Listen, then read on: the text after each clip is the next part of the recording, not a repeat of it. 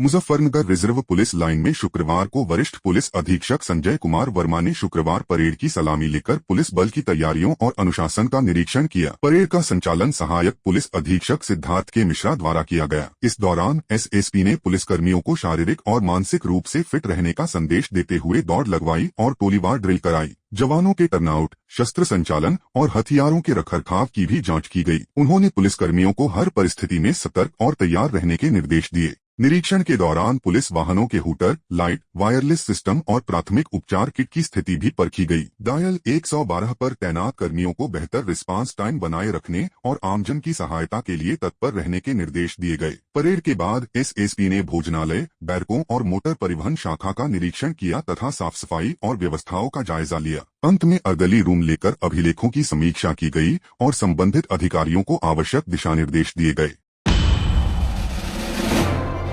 मुजफ्फरनगर के छपार थाना क्षेत्र में दिल्ली हरिद्वार नेशनल हाईवे पर सिसौना कट के पास एक भीषण सड़क हादसा हो गया।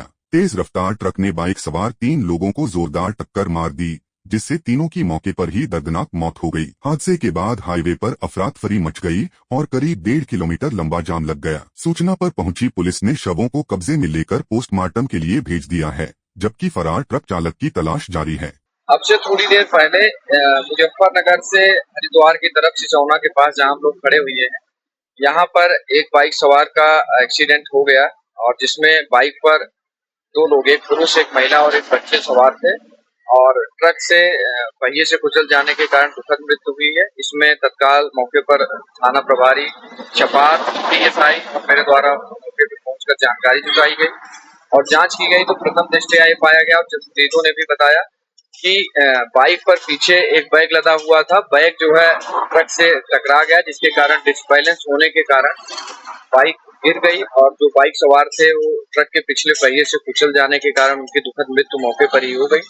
तत्काल शवों को भिजवा दिया गया है पोस्टमार्टम के लिए। पंचायतनामा की कार्रवाई की जा रही है और पुलिस द्वारा त्वरित कार्रवाई करते हुए ट्रक को पकड़ लिया गया है, कब्जे में ले लिया गया है और इसमें अग्रिम वैधानिक कार्रवाई सुनिश्चित की जा रही है, पहचान कराई जा रही है।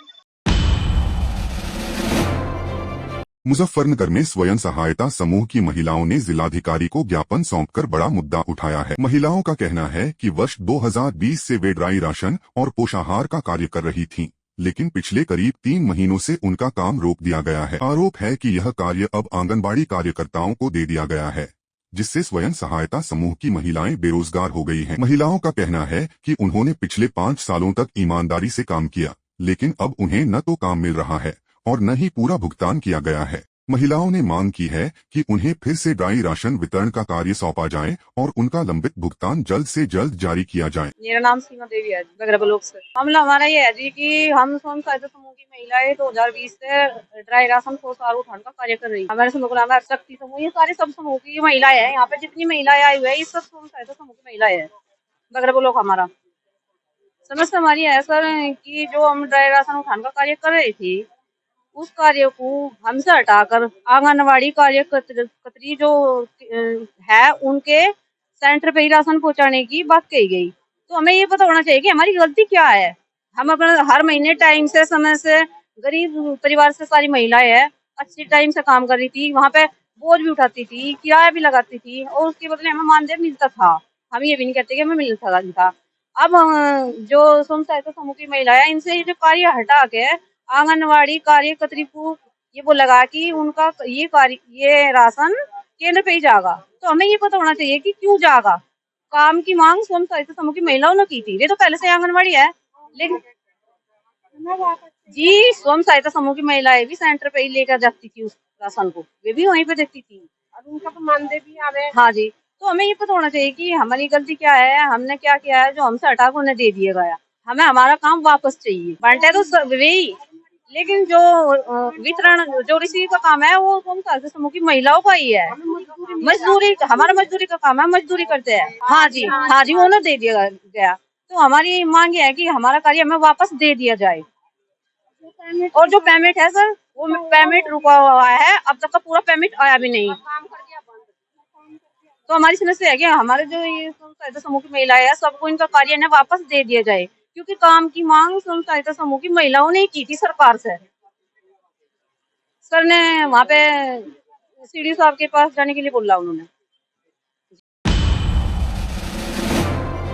गुजरात के अहमदाबाद में अवैध निर्माणों के खिलाफ प्रशासन ने बड़ा अभियान शुरू किया है। नगर निगम और पुलिस की संयुक्त टीम ने शनिवार को 50 मीटर से अधिक क्षेत्र में किए गए अवैध निर्माणों पर कार्रवाई तेज कर दी। अधिकारियों के अनुसार यह पूरी कार्रवाई हाई कोर्ट के निर्देशों और आदेशों के अनुपालन में की जा रही है। प्रशासन का कहना है कि अभियान के तहत कुल 37 मकानों पर ध्वस्तीकरण की कार्रवाई की जा रही है। कार्रवाई के दौरान किसी भी अप्रिय स्थिति से बचने के लिए बड़ी संख्या में पुलिस बल तैनात किया गया है और पूरे क्षेत्र की निगरानी की जा रही है। अधिकारियों के मुताबिक अवैध निर्माणों को लेकर पहले भी संबंधित लोगों को नोटिस जारी किए गए थे। अब न्यायालय के आदेश के बाद अवैध ढांचों को हटाने की प्रक्रिया शुरू की गई है। प्रशासन का कहना है कि शहर में अवैध कब्जों और निर्माणों के खिलाफ आगे भी इसी तरह की कार्रवाई जारी रहेगी। आज जो है वो 37 मकानों का डिमोलिशन की कार्यवाही चल रही है, जिसके लिए हमारी 4 पुलिस की टीम यहाँ पे तैनात है और 125 जितने जवान हमारे तैनात हैं।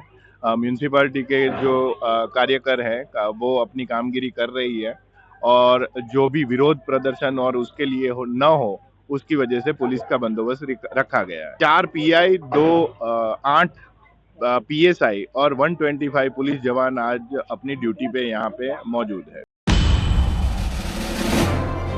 अमृतसर में ऑपरेशन ब्लू स्टार की 42वीं बरसी के मौके पर सुरक्षा व्यवस्था को लेकर विशेष इंतजाम किए गए हैं। अकल तख्त और श्री हरमंदिर साहिब परिसर में पंजाब पुलिस और अन्य सुरक्षा एजेंसियां पूरी तरह अलर्ट मोड पर हैं। बड़ी संख्या में श्रद्धालु और विभिन्न सिख संगठनों के सदस्य अमृतसर पहुंच रहे हैं, जिसके चलते पूरे इलाके में सुरक्षा व्यवस्था को और मजबूत किया गया है। बरसी कार्यक्रम के दौरान अकाल तख्त साहिब में भोग कार्यक्रम से पहले कुछ सिख जत्थेबंदियों के सदस्य संत जरनैल सिंह भिंडराम वाले के पोस्टर लेकर दिखाई दिए। इस दौरान कुछ लोगों द्वारा नारेबाजी भी की गई। हालांकि पूरे घटनाक्रम पर सुरक्षा एजेंसियां लगातार नजर बनाए हुए हैं और किसी भी अप्रिय स्थिति से निपटने के लिए पर्याप्त पुलिस बल तैनात किया गया है। प्रशासन का कहना है कि श्रद्धालुओं की सुरक्षा और कानून व्यवस्था बनाए रखना उनकी प्राथमिकता है। फिलहाल पूरे क्षेत्र में शांति बनी हुई है और सुरक्षा एजेंसियां स्थिति पर लगातार निगरानी रख रही हैं।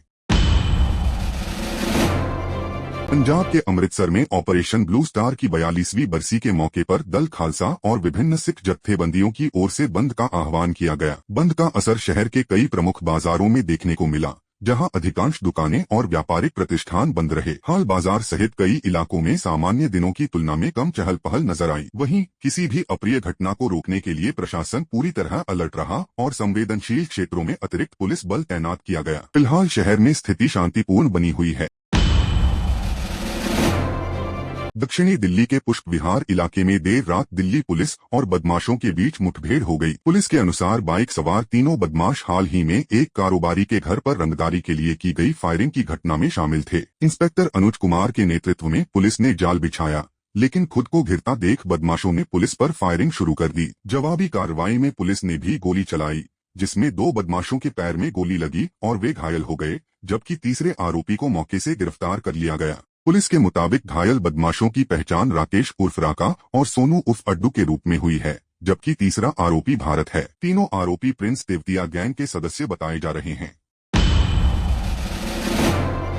बिहार में लालू प्रसाद यादव और राबड़ी देवी की सुरक्षा व्यवस्था में किए गए बदलाव को लेकर राजनीतिक विवाद लगातार गहराता जा रहा है। अब इस मामले में नेता प्रतिपक्ष तेजस्वी यादव ने भी बड़ा कदम उठाते हुए अपने सरकारी आवास वन पोलो रोड पर तैनात सभी सरकारी सुरक्षा कर्मियों को वापस कर दिया है। दरअसल हाल ही में हुई सुरक्षा समीक्षा के बाद लालू प्रसाद यादव और राबड़ी देवी को मिली Z+ श्रेणी की सुरक्षा में बदलाव किया गया था। इसके बाद उनकी सुरक्षा की जिम्मेदारी बिहार पुलिस के जवानों को सौंप दी गई। इस फैसले से नाराज लालू प्रसाद यादव और राबड़ी देवी ने अपनी सरकारी सुरक्षा वापस कर दी थी। अब तेजस्वी यादव ने भी अपने आवास पर तैनात सुरक्षा कर्मियों को हटाने का फैसला लेकर इस विवाद को और राजनीतिक रंग दे दिया है। राष्ट्रीय जनता दल यानी आरजेडी का आरोप है कि यह कार्रवाई राजनीतिक द्वेष की भावना से की गई है, जबकि सरकार का कहना है कि सुरक्षा में बदलाव पूरी तरह सुरक्षा एजेंसियों की समीक्षा और रिपोर्ट के आधार पर किया गया है। फिलहाल इस मुद्दे को लेकर बिहार की राजनीति गर्मा गई है और आने वाले दिनों में इस पर सियासी बयानबाजी और तेज होने की संभावना है।